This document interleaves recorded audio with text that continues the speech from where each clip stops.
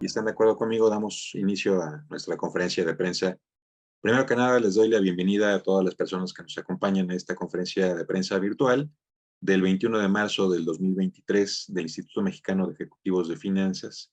Me voy a permitir presentar al Presidium, empezando por nuestro presidente nacional, el ingeniero José Domingo Figueroa Palacios. En segundo lugar, me permito presentar a la maestra Rosa Isela Ramírez Revilla. Ella es presidenta del IMEF Grupo Guanajuato. Bienvenida, Rosa Isela. También me permito presentar al maestro Mario Correa Martínez. Él es presidente del Comité Nacional de Estudios Económicos. Y por último, me presento, mi nombre es Gerardo González Ayala, director general del IMEF. A continuación, le doy la palabra a nuestro presidente nacional para que nos pueda leer o compartir el resumen del boletín de prensa mensual. Adelante, presidente. Gracias, Gerardo. Buen día a todos. Un gusto tenerlos aquí en nuestra tercera conferencia de prensa del año, del mes de marzo. Nos acompaña, como ya dijo Gerardo, Mario Correa. Mario, buen día. Y Rosa Isela Ramírez, que es la presidenta de IMEF Grupo Guanajuato, pero que está aquí en representación del Comité Técnico Nacional de Estudios Fiscales y nos hablará de temas fiscales y también todas las preguntas relativas al tema. Rosa Isela nos hará el favor de contestarlas. Bien, me voy a permitir dar lectura al boletín de prensa. Mensajes principales. Señales contrastantes en el panorama económico enturbian las perspectivas para la economía. Por un lado, algunos indicadores recientes en México, aunados a algunas noticias positivas, como la decisión de Tesla de invertir en una nueva megafábrica en Nuevo León, o el gran potencial que se percibe por la relocalización de cadenas de suministro en América del Norte, han permitido una ligera mejoría en las perspectivas de crecimiento económico para este año. Por otro lado, la inflación continúa elevada y los bancos centrales siguen subiendo sus tasas de interés y se empieza a percibir afectaciones en el entorno financiero global que en las últimas semanas se complicó notablemente, luego del colapso de un par de bancos en Estados Unidos y los problemas en una de las instituciones financieras de importancia sistémica global, Credit Suisse. El abrupto cambio en el ciclo monetario global, con una menor liquidez y mayores tasas de interés, está generando problemas en el sistema financiero, ya que están comenzando a aparecer los problemas en instituciones que tenían una fuerte exposición al riesgo de tasas de interés, como en el caso de Silicon Valley Bank. Pero más allá de los problemas atribuibles a malas decisiones en instituciones específicas, los problemas están generando serias dudas sobre el valor de los activos financieros. La solución que dieron las autoridades suizas a los problemas de Credit Suisse incluye la decisión de no pagar cerca de 17,000 millones de dólares en bonos que tenían preferencia sobre el capital del banco, lo que generará afectaciones primero en los tenedores de estos bonos, pero posiblemente a lo largo del sistema financiero global, ya que los inversionistas se preguntarán si sus activos financieros tienen el valor que les asignan en sus valuaciones. Si bien las autoridades financieras y monetarias de Estados Unidos y varios países han salido a anunciar diferentes medidas para contener la turbulencia en los mercados, incluyendo la inyección de cerca de 300,000 millones de dólares por parte de la Reserva Federal en la semana del 15 de marzo, y han tenido cierto éxito en hacerlo. Tal parece que los problemas en el sistema financiero global apenas comienzan a aparecer y habrá que estar prevenidos para la volatilidad que se avisora en el panorama.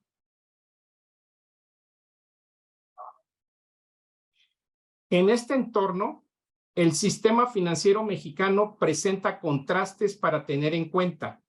Por un lado, con bancos bien capitalizados, con holgura sobre los requerimientos regulatorios, pero por otro, hay instituciones financieras no bancarias que podrían verse afectadas ante un entorno financiero más volátil. en el que las tasas de interés van a la alza y el crédito comienza a apretarse. En Estados Unidos hay también lecturas opuestas en algunos indicadores, como un fuerte y sostenido crecimiento en el empleo por un lado y el estancamiento en la producción industrial por el otro, destacando una reducción a un ritmo pocas veces visto en la utilización de la capacidad instalada en los últimos meses. En México, la inflación sigue siendo una de las principales preocupaciones de la economía. Se prevé que siga elevada para los próximos meses. Perspectivas. Los pronósticos del entorno macroeconómico revelan una ligera mejoría en la actividad económica, con el PIB creciendo 1.4% en el presente año, pero se espera que la inflación y las tasas de interés sigan elevadas. El pronóstico de inflación para el 2023 aumentó de 5.2 a 5.3%, apuntando hacia una mayor resistencia de la inflación, que si bien ha comenzado a descender en el índice general, en la parte subyacente sigue por arriba del 8% y su componente de servicios sigue al alza. Como consecuencia de la mayor inercia percibida en la inflación, la expectativa de la tasa de interés de política monetaria para el cierre del año aumentó de forma notable de febrero a marzo, de 10.38 a 11.25%. Cabe notar que anteriormente se preveía el inicio de un descenso rápido en la tasa por parte de Banxico, ya que el pronóstico de cierre del año venía por debajo del nivel observado en la tasa de referencia. Pero ahora el pronóstico se encuentra ya por arriba del nivel actual, de 11%. En línea con la mejoría en el crecimiento económico, el pronóstico de creación de empleo medido por el número de asegurados en el IMSS sube de forma bastante perceptible para alcanzar 450,000 nuevos puestos de trabajo en 2023. El resultado previsto para el balance público se deteriora un poco a un déficit de 3.8% del PIB, lo que representa una señal de atención sobre esta variable, que es uno de los fundamentos de la estabilidad macroeconómica del país. La cuenta corriente de la balanza de pagos mantiene una expectativa de un déficit relativamente pequeño de 1% del PIB. El tipo de cambio se revisa significativamente a la baja entre febrero y marzo, de 20.30 a 19.50 pesos por dólar, debido principalmente al fortalecimiento que se observó cuando se levantó la encuesta. Sin embargo, habría que tener cuidado con esta variable, ya que depende fundamental de los cambios en la percepción de riesgo en los mercados globales, que en las 2 semanas previas aumentó significativamente con los problemas del sistema bancario, produciendo una depreciación del peso de más de 5% en 2 semanas. Como ustedes saben, en el IMEF iniciamos el año señalando que veíamos un escenario turbulento para los negocios y las finanzas por varios motivos. Hablábamos de inflación alta y generalizada y altas tasas de interés. También hablábamos de la posible desaceleración e incluso recesión en algunos países, la guerra Rusia-Ucrania y la guerra comercial Estados Unidos-China, problemas del cambio climático y ciberseguridad.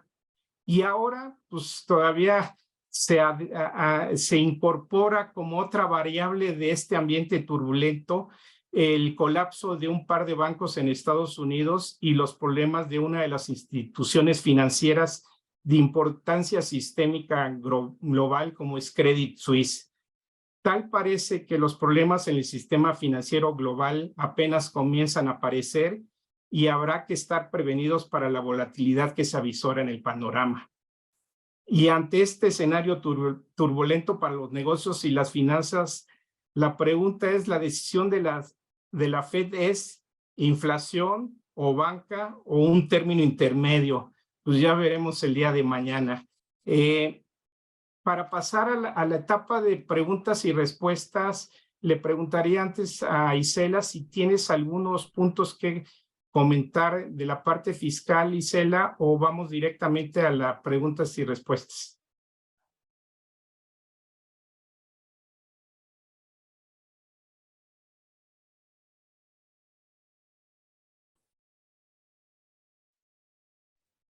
Te escuchamos, Isela. No, ya se cerró tu micrófono, Isela. Buenos días a todos. Sí me gustaría comentar algunos temas en materia fiscal, si me permiten. Prácticamente me gustaría abordar el tema de las declaraciones tanto de personas morales como personas físicas. De personas físicas, bueno, apenas están abriendo el aplicativo, pero en personas morales sí es importante comentar la problemática que hoy en día se tiene, que prácticamente ya estamos a unos días, a 10 días para que se termine el plazo, se venza el plazo para la presentación. Entre ellos, de los problemas que tenemos y que han surgido es precisamente que los ingresos no se cargan en la aplicación. Cuando ya estás realizando la aplicación se borra. El módulo de las pérdidas pues no se está cargando y por tanto lo que hacen es que te piden que digas si es veraz o no la pérdida, cuando ni siquiera pues se puede cargar correctamente la pérdida. De igual manera se adicionan varios estados financieros, entre ellos el de flujo de efectivo, el de cambio en capital, y algo importante es que hace un comparativo entre el ejercicio 2021 y 2022, quiere decir que hay que subir información del 2021, tanto de estado de resultado, estado financiero, de flujo y del capital. Entonces, en ese sentido, si bien es cierto, es laborioso, aquí el problema que se está generando es no poder tener la captura correcta. Entonces, consideramos realmente que sería muy bueno una prórroga por parte del SAT por la problemática que se tiene y que hoy en día todavía se sigue teniendo esa problemática. Incluso cuando estás cargando la información y ya estás por enviarla, en ocasiones se te está borrando la información. Entonces sí es importante, pues en esta parte los aplicativos, el que todavía, como hubo cambios, todavía no está bien fortalecido ese sistema, y por eso la importancia de la prórroga por parte del SAT. Sería todo. En la parte de personas físicas, sí, sería todo, porque en físicas apenas están lanzando el aplicativo y tendríamos que entrar para ver qué es lo que está generando. Gracias, Isela. Entonces, Gerardo, si pasamos a las preguntas y respuestas, por favor. De acuerdo, muchas gracias a ambos. Vamos a voy a dar lectura a una primera pregunta que nos llegó de Alberto Zamora de MBS Noticias. Y la pregunta dice de la siguiente manera: ¿las personas pensionadas deben de presentar declaración si tienen ingresos menores a 400,000 pesos? Hay una versión de que deben presentar declaración si tienen una pensión y aparte de la pensión por viudez. Su opinión, por favor. No sé si Sí, claro. Rosa Isela, ¿gustas responder, por favor? Sí, claro. Mira, si realmente es menor a 400,000 y solamente tienen una pensión, no es obligatorio. Sin embargo, si reciben dos, y aquí estoy entendiendo que tienen dos, la pensión más la por la viudez, ahí sí tienen obligación independientemente del monto, porque ya estás hablando de dos. Pero si nada más es una, si es menor de 400, no tienen obligación. Muchas gracias, Isela. A continuación le voy a ceder la palabra a Emiliano González de Infocel. Adelante, Emiliano, por favor. Hola, buenos días a todos. Yo quisiera preguntarles sobre pues, la próxima decisión de política monetaria de Banxico. Tomando en cuenta que la mayor parte de los analistas y también los mercados ya se inclinan más por un alza de 25 puntos por parte de la Fed o incluso en menor medida de mantener las tasas en sus niveles actuales. Pues, ¿qué esperan ustedes de Banco de México? Ya también han dicho o han dado a entender que podrían desacoplarse de la Fed, pero no sé si prevén que podría haber un aumento mayor al que realice la Reserva Federal, considerando que si bien las presiones, la crisis que hay en el sistema bancario, pues no se ha contagiado aquí a México, pues sí hay una inflación todavía persistente, sobre todo en la parte subyacente, como mencionaban. Si gustas, Mario, inicio y complementas. Sí. Gracias, Emiliano, por la pregunta. Si recuerdas, ahorita que terminé mi intervención, decíamos que estamos ante un escenario turbulento para los negocios y las finanzas. La decisión de la Fed es inflación o banca o un término intermedio, ¿no? En ese sentido, hasta antes de esta crisis de los bancos, pensábamos que probablemente la Fed podría andar muy cerca de los 50 puntos base. Hoy en día creo que este escenario es difícil de pensar en él y por lo tanto probablemente estaríamos hablando de 25 puntos base, pero ya ahorita Mario nos lo confirmará por un lado. Pero por otro lado, en cuanto a Banxico, nosotros consideramos que todavía la inflación en México sigue siendo persistente y que va a seguir a la alza en los siguientes meses. Por lo tanto, probablemente no sea el momento todavía de desacoplarse de la política monetaria de Estados Unidos. Pero Mario, no sé si gustes agregar. Sí, nada más para quizá complementar. Y en el tema de la desacoplación, como todo el mundo lo menciona, normalmente es a la baja, es decir, que Banxico deje de subir si la Fed sigue subiendo. Ya se desacoplaron, pero al alza, ¿no? En alguna ocasión siguieron subiendo. Todos mundos estamos esperando a ver qué va a decir la Reserva Federal. Hay mucho en juego allá. Tal parece, lo más probable sería que bajen un poco el ritmo, esos 50 puntos se ven difíciles, que aumenten 25 puntos base, quizás sería lo más probable. Y para Banco de México ya dejaron ver un aumento de 25 puntos base desde la ocasión anterior, entonces todo parece indicar que esa será la decisión que tomarán, un aumento de 25 puntos base. Muchas gracias. Emiliano. A continuación, le cedo la palabra a Belén Saldívar, de El Economista. Adelante, Belén. Hola, buenos días a todos. Abundando un poco con el tema de la Reserva Federal, a su parecer, ¿qué es lo que debería o a qué le debería de dar prioridad la Reserva Federal en estos momentos en donde, como bien lo han mencionado, pues estamos viviendo una situación un tanto compleja con aquello de los bancos? Si la Reserva debería darle prioridad a aumentar la tasa de interés y seguir combatiendo la inflación, o estar viendo un poco el tema de los bancos. Y por otro lado, también preguntar, bueno, desde el COVID pues hemos estado viviendo, digamos, choque tras choque. ¿Qué tanto también como país y como mundo podemos seguir soportando este tipo de choques que nos están agarrando un poco desprevenidos, ¿no? Insisto, desde la pandemia, la invasión de Rusia a Ucrania, los altos niveles de inflación y ahora los bancos? Muchas gracias. Pues si quieres, Mario, contestar. Sí, con todo gusto. Muchas gracias, Belén. Pues mira, la Reserva Federal se funda tratando de atender un problema principal, que es la estabilidad del sistema bancario en Estados Unidos. Se funda en 1913, si la memoria no me falla. De lo haber leído, no me tocó vivir esos tiempos, ¿no? Pero es más o menos cuando se funda la Fed. El problema que tienen ahorita es que la inflación pues está en niveles que no se habían visto en 4 décadas. Y desde mi punto de vista, lo que deberían de hacer, y lo han dicho una y otra vez los diferentes presidentes que han pasado por la Reserva Federal, todos los bancos centrales, digamos que la concepción generalizada, de alguna forma, si bien no consenso, pero la más aceptada, es que lo mejor que pueden hacer los bancos centrales para garantizar las mejores condiciones de crecimiento, y en el caso del FED sería de empleo, que es parte de su mandato, es mantener la estabilidad de precios.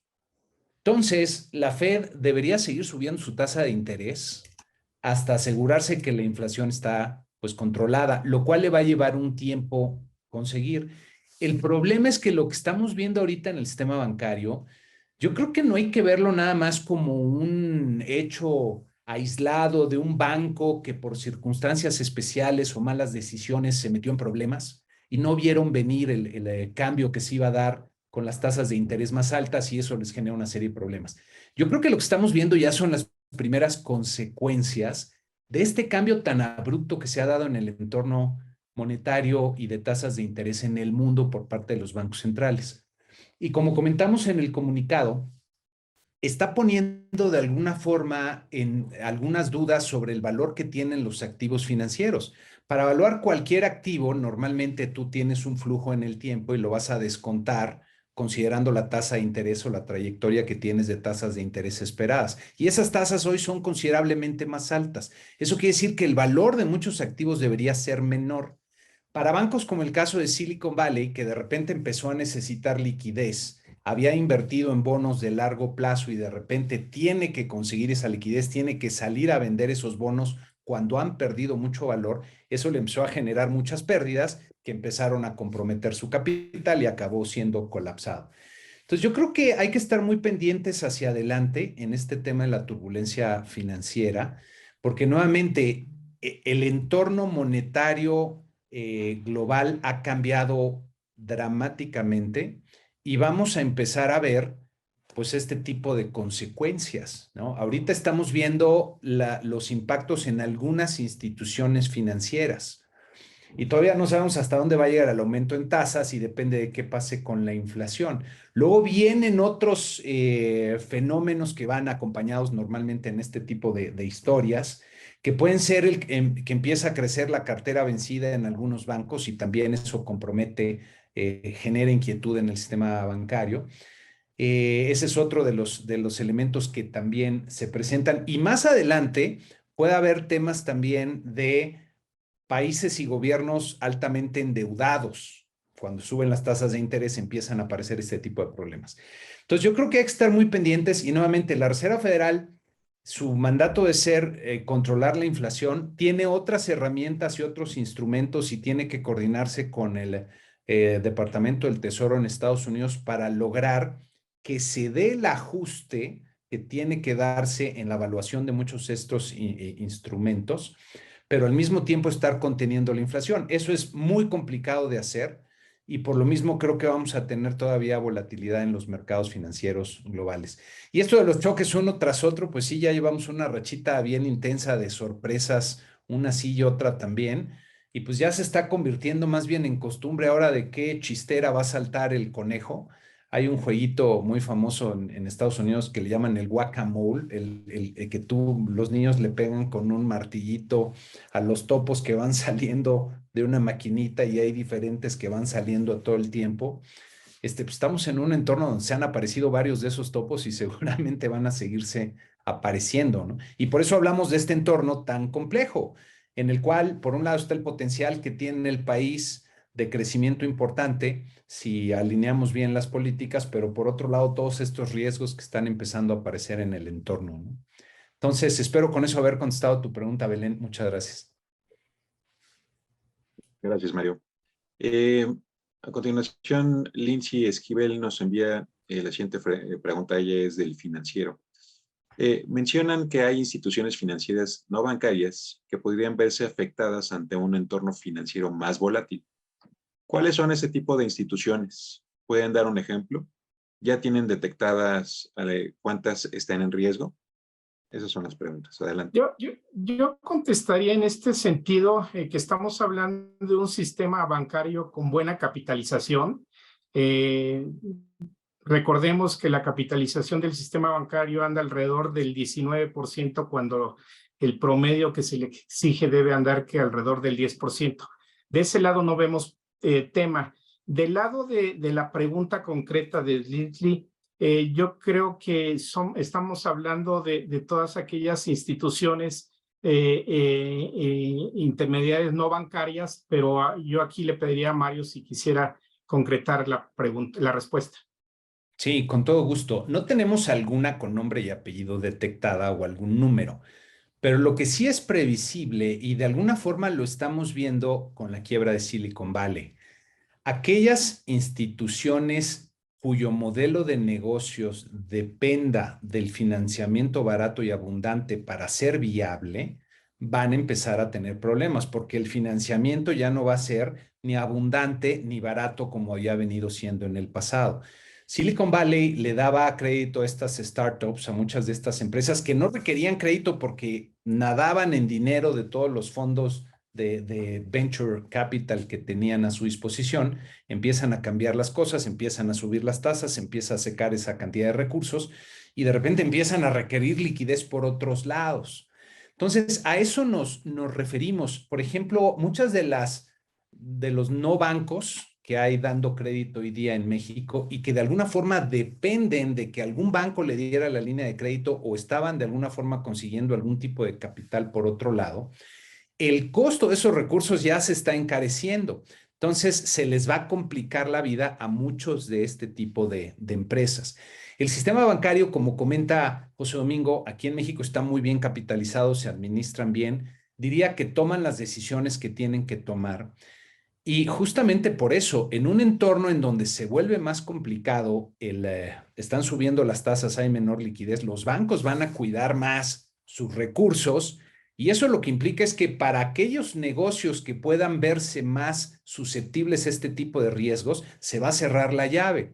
Y de ahí, si son empresas financieras, las que están de alguna forma intermediando ahí ese tipo de crédito, pues van a tener más problemas para financiar a sus micro, pequeñas o pymes o otras empresas. Entonces, a eso nos estamos refiriendo. El sistema bancario, digamos, la parte grande del sistema financiero en México no tiene algún tema que se perciba por lo pronto, pero sí todas las otras empresas más pequeñas que están dedicadas también al sistema financiero son las que, si tenían un modelo de negocios que no estaba bien sustentado, no les daba viabilidad en un entorno pues, de tasas más altas, son las que van a empezar a tener problemas. A eso es justamente a lo que nos referíamos, Lindsay.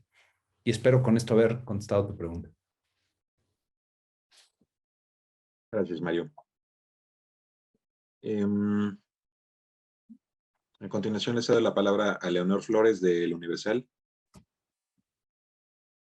Hola, ¿qué tal? Muy buenas tardes.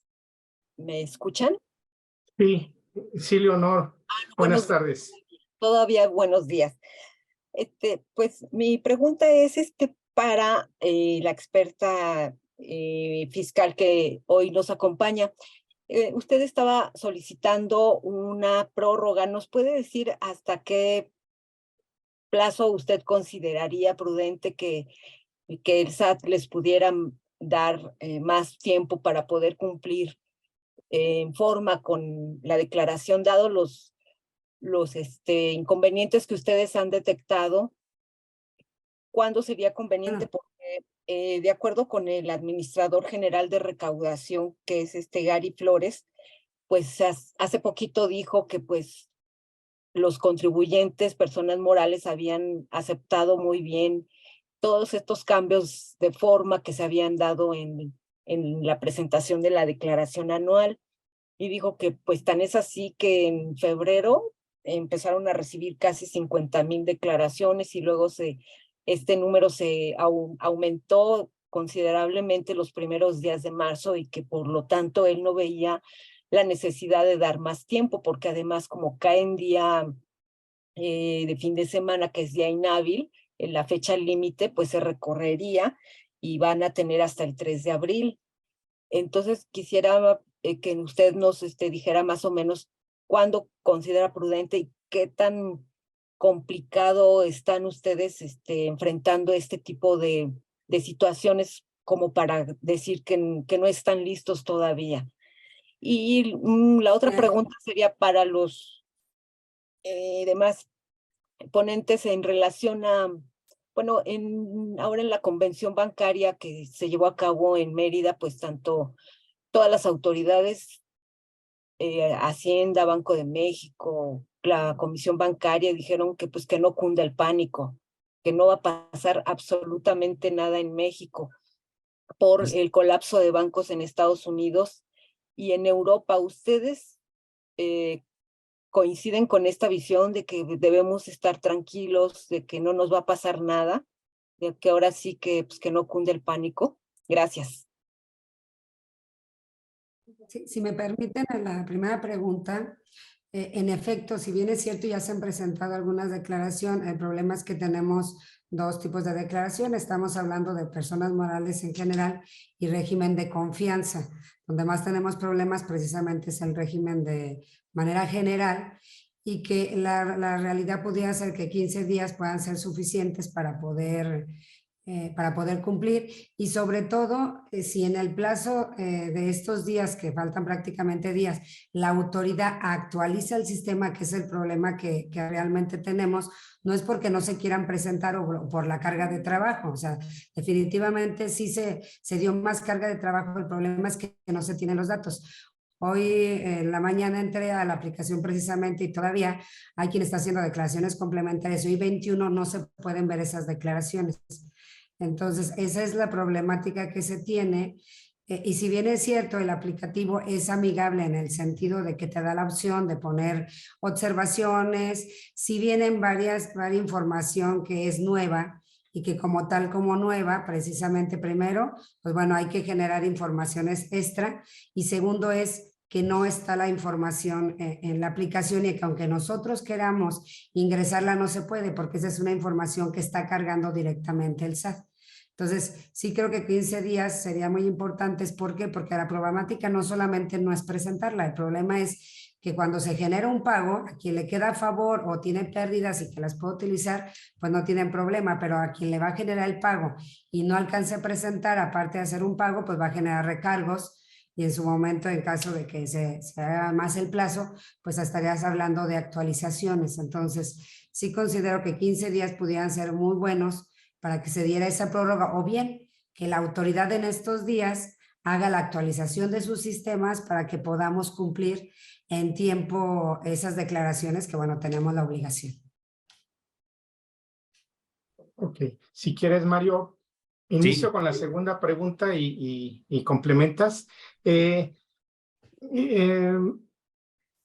cuanto al sistema bancario, como ya platicamos, su nivel de capitalización es muy importante. Decíamos que anda alrededor del 19 contra un 10 que debería andar en promedio. En ese sentido, creo que no tendríamos por qué estar preocupados en cuanto a nivel de capitalización. También hay otro punto importante, el nivel de clientes o el perfil de los clientes con los que cuenta el sector bancario es un perfil de clientes con gran capacidad de pago. De hecho, la mora en los bancos es pequeña en este momento. Entonces, desde ese punto de vista, creo que podríamos estar tranquilos. Sin embargo, pues no olvidemos que estamos en un mundo globalizado hoy en día y existe un sistema financiero global y que muchos de nuestros bancos en México, sus matrices están fuera de México, ¿no? Entonces, en ese sentido, pues simple y sencillamente creo que tendríamos que tener, no perder la mirada en este sentido. Sin embargo, al interior de México, repito, parece que la fortaleza de los bancos en cuanto a capitalización y su tipo de cliente nos da certeza de que podrían estar libre de una situación complicada. Pero no sé, Mario, si quieres complementar. Sí, muchas gracias, José Domingo. Muchas gracias, Leonor. Mira, yo creo que en México aprendimos la lección y tenemos una regulación bancaria, yo diría de las mejores que hay a nivel del mundo. Entonces, en términos de la seguridad que tienen los depositantes de sus depósitos en los bancos, yo creo que de eso sí hay que estar tranquilos. O sea, tendría que pasar algo muy, muy grave para que empezáramos a ver, y algo que no está en el panorama, como para empezar a preocuparse por eso. Eso está muy cuidado. Ahora, que no va a pasar nada, híjole, yo creo que hasta que no veamos que la inflación ya se controló en el mundo, aquí en México, que está de nuevo de regreso en el 4%, y que ya estamos otra vez con las posibilidades ya vimos hasta dónde llegaron las tasas y ahora más bien empezamos a pensar que ya pueden empezar a bajar. Hasta ese momento yo creo que no hay que cantar victoria. Y ya lo vimos la semana pasada, la reacción que tuvo el tipo de cambio, nuestro superpeso que de repente se depreció 5% en 2 semanas, cuando se empezó a disparar la percepción de riesgo a nivel global, yo creo que nos deja ver que el entorno financiero en México puede cambiar radicalmente y rápidamente si el entorno global se complica, ¿no? Y el entorno global, y creo que ese es un mensaje que hemos estado repitiendo desde hace tiempo, que hay que poner el ojo al entorno financiero internacional porque este cambio de ciclo monetario tan abrupto, pues va a generar muchas olas, muchos vientos. a lo mejor algunos choques, como comentaban hace ratito, que pueden tener consecuencias. Entonces, yo creo que más bien hay que estar muy cautelosos a lo que está pasando en ese entorno financiero global, porque nuestras variables financieras reaccionan, ¿no? Ahorita estamos viendo el tipo de cambio que reaccionó muy rápido. Y pensando más en un horizonte de mediano plazo, donde ya viene una elección que pinta para ser muy complicada, un cambio de sexenio nuevamente, pues que pues pinta de pronóstico reservado, pues yo creo que hay que estar muy cauteloso en la toma de decisiones financieras, ¿no? Y muchas gracias, Leonor, por la pregunta. Muchas gracias. Alejandro Moscosa, del Financiero, no sé si quieran sacar la pluma para apuntar lo que les voy a leer, nos hace 3 preguntas. La primera dice, la volatilidad de la que hacen mención, ¿en qué se reflejaría? ¿Se vería en el tipo de cambio, mercado accionario o también en otros indicadores? La segunda dice, más allá del ajuste de la tasa de interés de la Fed, ¿cómo podría ser el mensaje de Powell? ¿Consideran si habría espacio para futuros recortes a la tasa?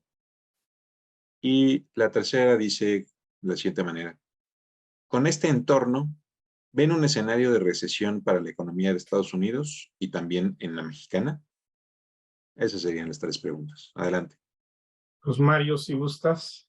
Sí, con todo gusto. Son preguntas muy buenas, complicadas. Primero, volatilidad, ¿en qué se reflejaría? Ya lo vimos en el tipo de cambio. Esa es la variable que más rápidamente reacciona a estos cambios en la percepción de riesgo global. Los mercados accionarios hemos visto cómo han estado interconectados y yo creo que esos van a estar todavía sujetos a una volatilidad elevada mientras no se haya triunfado en la lucha contra la inflación, porque seguir subiendo las tasas de interés implica, pues, valuar de forma cada vez más restrictiva los precios de los activos, es decir, bajan los precios de los activos financieros. Otros indicadores, tasas de interés también, tasas de interés de largo plazo. Miren, les decía de estos demonios que se aparecen con esta caja de Pandora que se parece haberse abierto en los mercados internacionales. Uno de esos es las crisis de deuda de los países, especialmente se hablaba cuando esto ocurriera en economías emergentes. Es probable que más adelante en el año empecemos a ver que algunos países empiezan a tener problemas de deuda para refinanciar ahí algunas de sus posiciones y el Fondo Monetario tiene que entrar a apoyarlos. Y cuando eso ocurre, pues los mercados emergentes se ven todos dentro de la misma canasta de inversiones internacionales. Ahí podría haber algunas repercusiones, por ejemplo, sobre tasas de interés de las que paga el gobierno o las empresas estatales, que podrían subir, ¿no? En un entorno más complicado. Entonces, la volatilidad se reflejaría en estas variables financieras, en las 3, ¿no? Tipo de cambio, mercado accionario y tasas.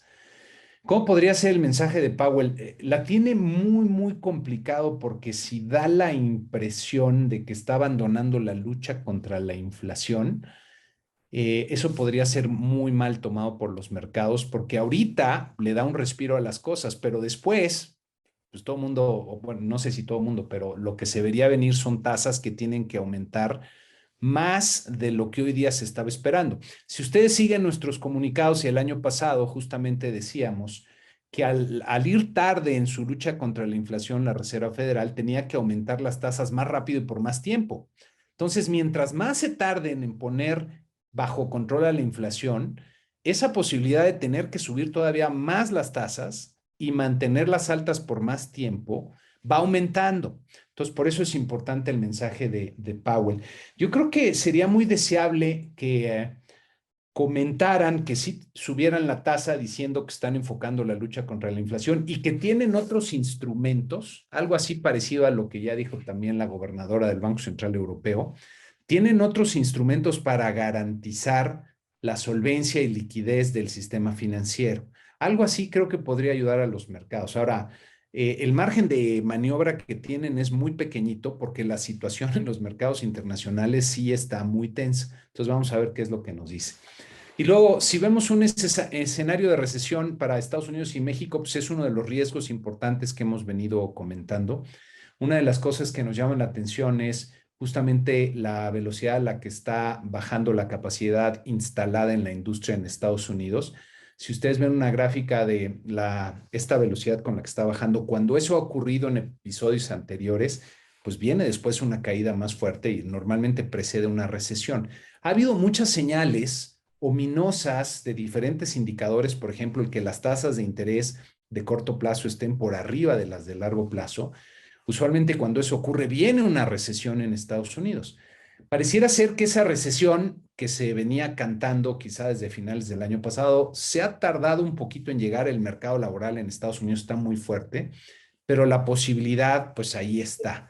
Y si Estados Unidos entra en recesión, pues México seguramente sería muy difícil que nuestro país, que está creciendo a tasas muy, muy bajas, pues evitara caer en esta recesión, sobre todo porque una de las cosas que está ayudando a la actividad económica en México es las exportaciones, especialmente en la industria manufacturera.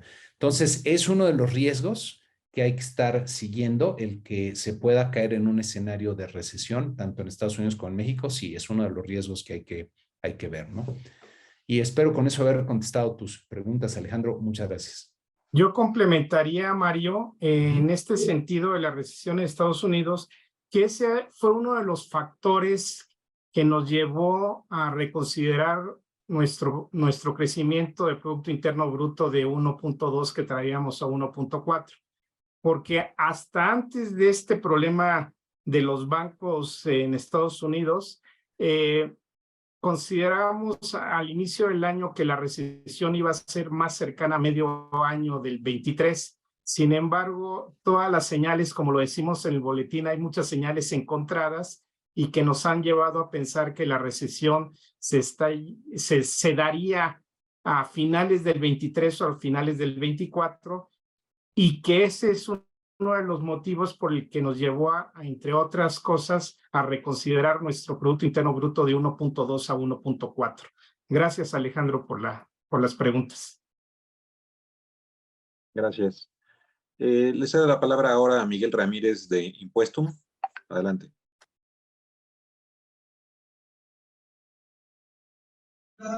Bueno, a mí me gustaría preguntar, yendo este entorno complicado, ¿hay algunas oportunidades de que mejore hacia adelante? Ya que vemos aquí a nivel local que el gobierno está esperando inversión extranjera directa importante por la famosa relocalización y por la parte de las finanzas públicas, que también ya se ve un componente diferente por Pemex, que ya va a dejar de exportar y va a producir sus propios combustibles, lo cual va a generar una presión menor a las finanzas públicas. Gracias. Pues yo creo, Miguel, que oportunidades en México siempre las hay. De hecho, yo creo que tenemos un país con muchas fortalezas y que las oportunidades ahí están.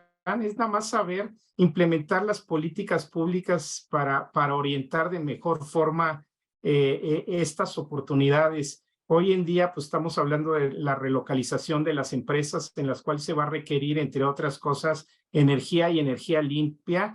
También estamos hablando de que se requiere o que ya llegamos a un nivel de saturación en los parques industriales, y también ahí hay otra oportunidad de crecimiento, al igual que con la planta de Tesla que anunció y todo lo que se requiere de suministros, va a ser una parte importante. Pero yo creo que lo que tenemos que tener en mente es de que tenemos un país con muchas fortalezas y que las debemos saber aprovechar. Pero Mario, no sé si quieras complementar. Sí, muchas gracias. Sí, oportunidades, claro que hay, son oportunidades muy grandes, pero requerirían hacer algunos cambios.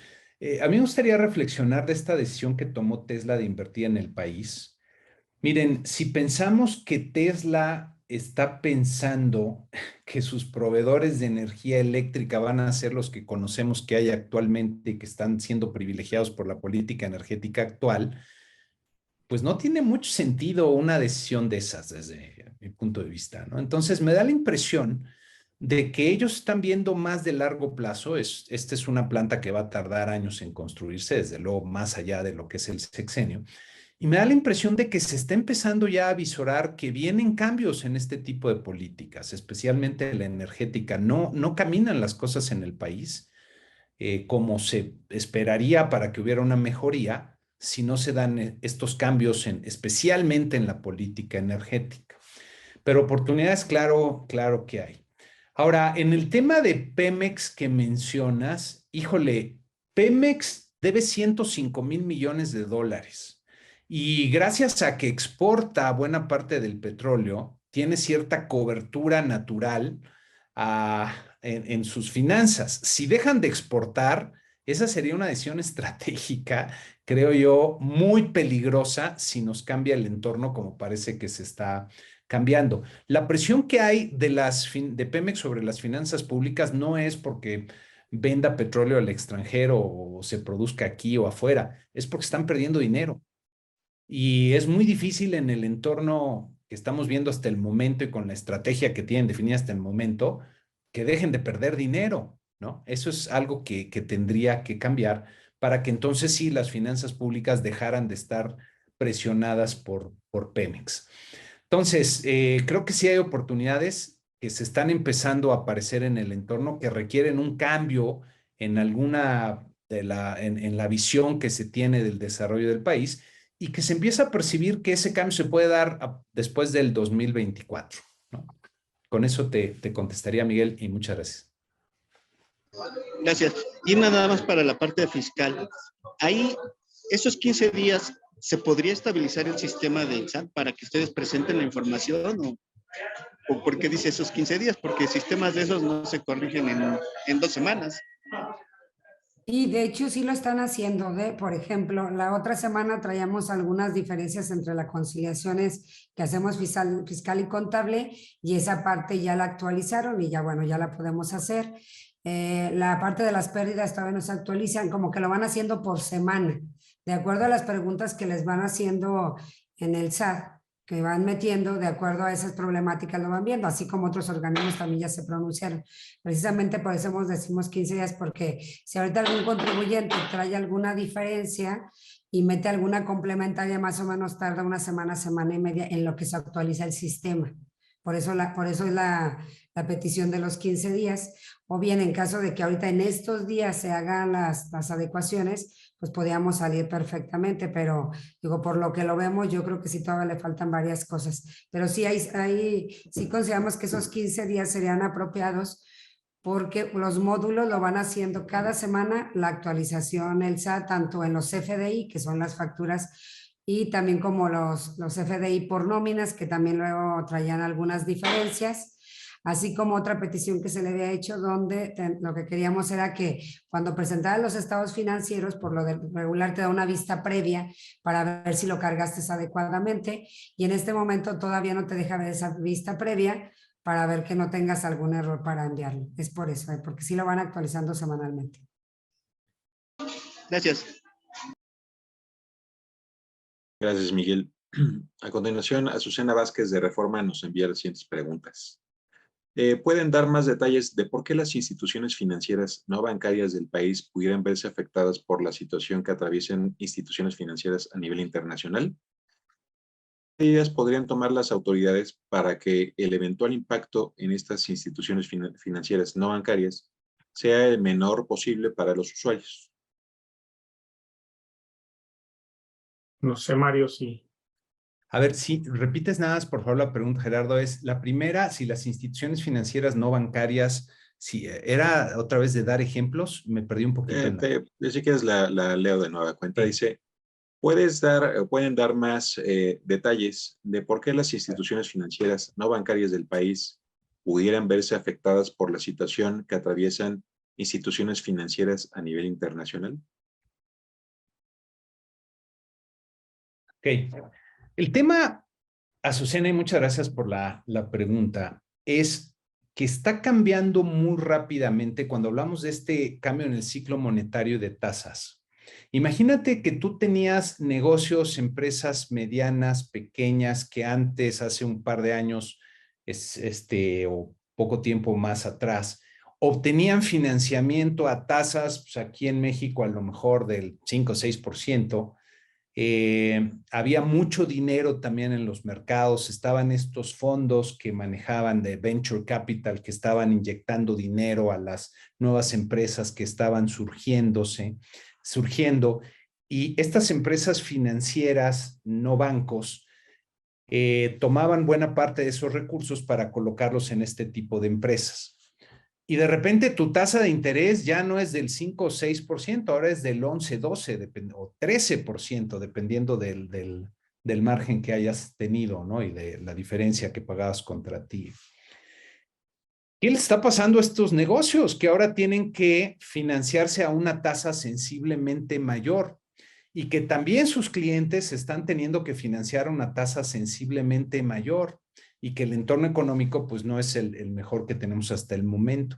Entonces, por eso comentamos que esa es la afectación que puede haber con este tipo de empresas. Si estas eran empresas que no estaban en la mejor posición financiera, estaban endeudadas porque estaban tratando de levantar su negocio y resulta que antes pagaban tasas del 5 y ahora del 12, pues el margen que están teniendo se les ha venido reduciendo y a lo mejor ya es negativo, ¿no?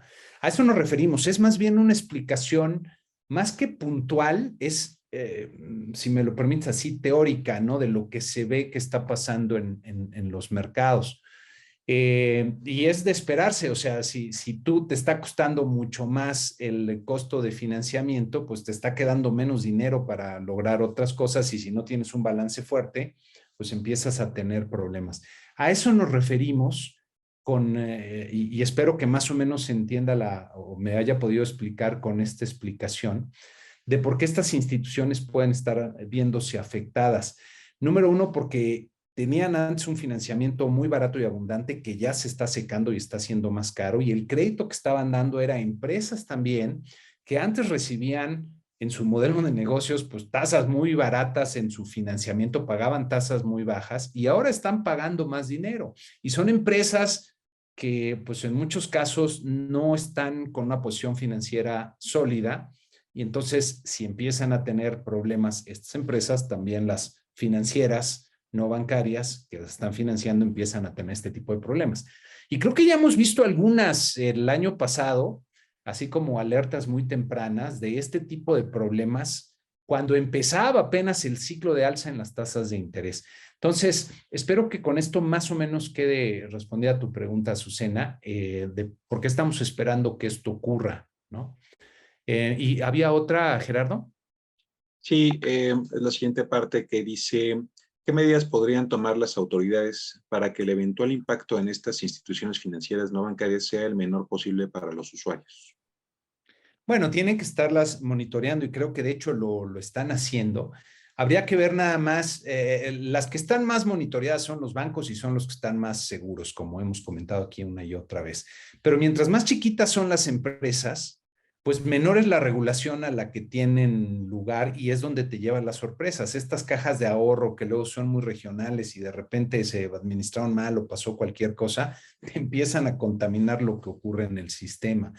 Entonces, mucho sí es un tema de regulación, de estar pendiente. Me imagino que tanto Banco de México como la Comisión Nacional Bancaria tienen que estar muy pendientes, pues viendo este tipo de instituciones, viendo cómo están sus balances, ¿no? Viendo si tienen la resiliencia adecuada en sus balances, por ejemplo, que no tengan lo que le pasó al Silicon Valley, que no tengan esta cantidad de bonos de largo plazo con un riesgo de tasa de interés fondeando o cubriendo depósitos de corto plazo, ¿no?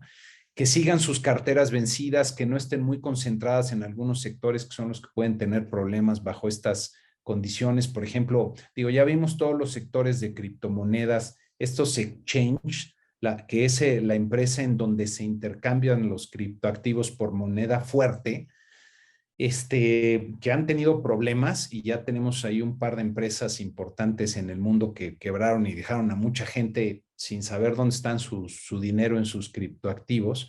Creo que ahí es donde tendría que ponerse mucha atención y de alguna forma lo están haciendo, ¿no? Esperemos que lo hagan con la suficiente profundidad para evitar ahí algún sobresalto.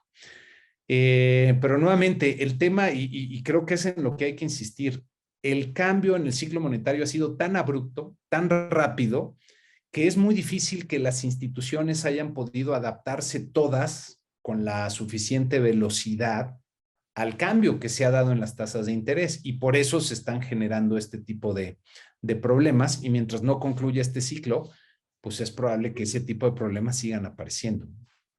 Y pues muchas gracias por la pregunta, Azucena. Gracias, Mario. A continuación, Diego Aguilar de El Sol de México nos envía 3 preguntas. ¿Qué impacto fiscal tiene para las empresas las nuevas disposiciones para contratar personal de 60 años en adelante? Esa es la primera. La segunda dice, ¿cómo benefician a la economía nacional? Y por último, dice la 3, ¿qué otros pros y contras existen sobre la contratación de personal adulto mayor?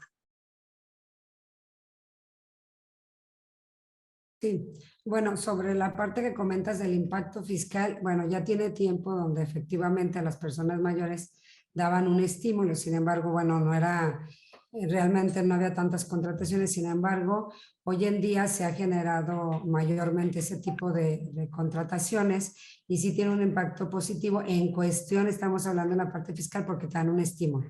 Entonces ahí te ayuda incluso también en la parte de seguro social. Sin embargo, bueno, eso ya va a depender de cada empresa para la actividad que realice y si realmente una persona mayor de 60 años tiene todavía la parte de poderlo hacer. Estamos hablando, por ejemplo, en algunos de que son servicios, pues yo no le vería problema. Sin embargo, cada empresa determinará el impacto que tiene para ellos, no solamente fiscal, sino en sus actividades a realizar.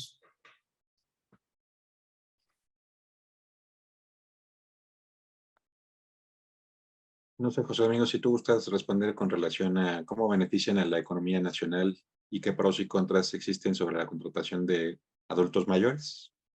Bueno, yo creo que es muy importante el que las empresas todavía consideren la contratación de personas con una edad mayor a 60 años. Generalmente, hoy en día la esperanza de vida es se ha ampliado de manera importante y estamos hablando que llegar a 60 años las personas todavía llegan con mucha energía, pero además con mucha experiencia. Y si a eso le podemos sumar que todavía pueden seguir cotizando para poder tener un mejor retiro, pues yo creo que abona en todos sentidos en beneficio de la economía de nuestro país. Además, no sé si han oído, pero los 60 son los nuevos 40. Así es. Todavía mucha energía. Y energía y experiencia y además compromiso, porque hay muchos que a esa edad creen que ya no van a tener oportunidades y se sienten más comprometidos para ser más productivos con las empresas. De acuerdo. Muchas gracias por sus amables respuestas.